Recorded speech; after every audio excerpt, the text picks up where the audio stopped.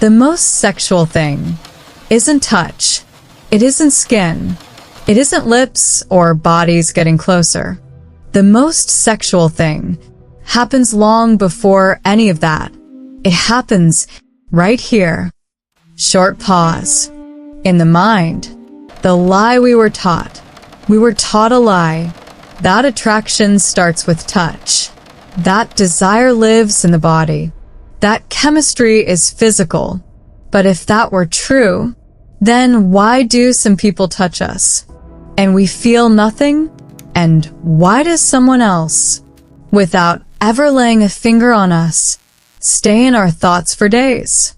You replay their voice, their pauses, their silence, not their touch, because desire was never born in the hands. It was born in the mind, the power of anticipation. Think about it. A message you haven't opened yet, a call you didn't expect, a silence that feels louder than words. Your heart speeds up. Your thoughts spiral. Nothing happened, yet everything is happening. Anticipation forces the mind to fill in the gaps, and the mind is far more creative than reality. That's why anticipation is sexier than touch. Touch ends a question. Anticipation creates one. The power of anticipation. Think about it. A message you haven't opened yet. A call you didn't expect. A silence that feels louder than words. Your heart speeds up. Your thoughts spiral. Nothing happened, yet everything is happening. Anticipation forces the mind to fill in the gaps, and the mind is far more creative than reality. That's why anticipation is sexier than touch.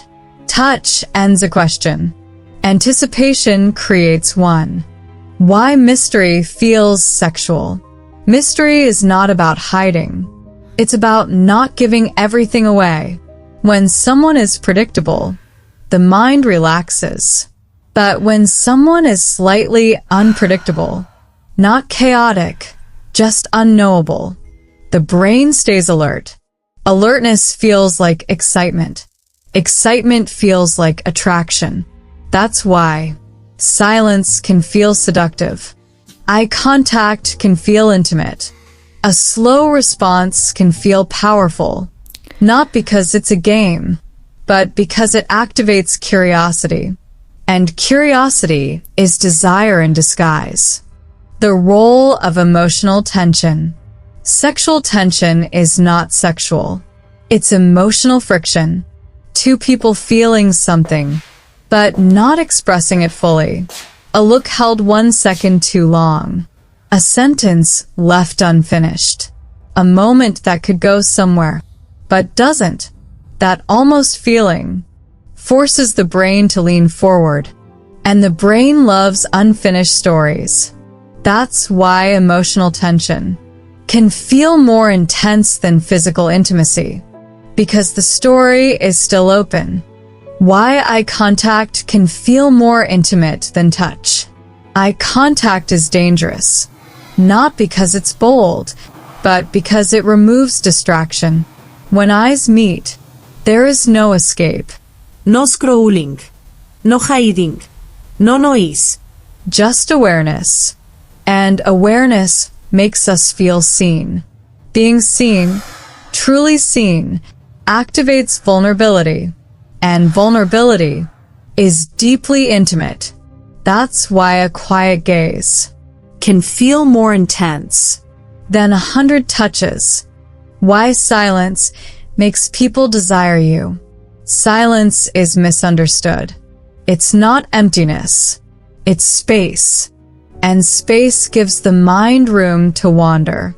When you don't fill every gap with words, the other person fills it with thoughts about you. Silence invites imagination. And imagination is where desire grows. People don't desire what they fully understand. They desire what they're still trying to figure out. The real this. So, what is the most sexual thing? If it's not touch, it's mental presence, being emotionally felt, mentally remembered, psychologically impactful.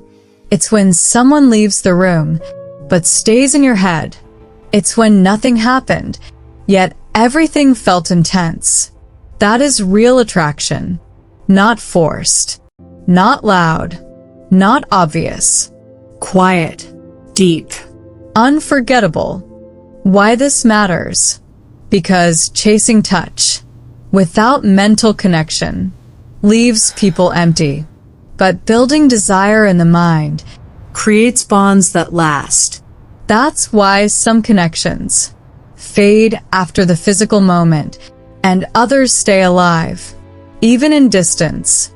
The difference is not chemistry, it's psychology. The body reacts to touch, but desire is born in the mind. And once someone lives there, they're never easy to forget. Slow fade out.